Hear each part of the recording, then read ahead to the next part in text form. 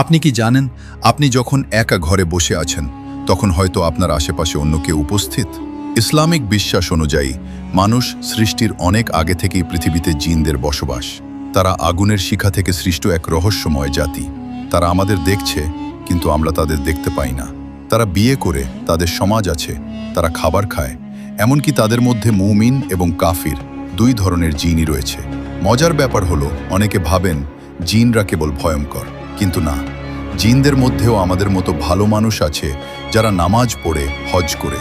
তবে যারা অবাধ্য বা শয়তান, তারা মানুষকে বিভ্রান্ত করতে পছন্দ করে। আর হ্যাঁ, তাদের জীবনকাল মানুষের তুলনায় অনেক লম্বা হয়ে থাকে। জিনের সকল প্রকার অনিষ্টতা থেকে নিজেকে রক্ষা করতে সবসময় এই আমলগুলো করুন। ভয়ের কিছু নেই।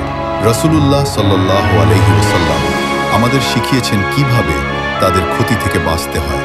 প্রতিদিন আয়াতুল কুরসি এবং 3 কুল পাঠ করুন, প্রতিদিন ফজরের ফরজ নামাজ এবং মাগরিবের ফরজ নামাজের পর।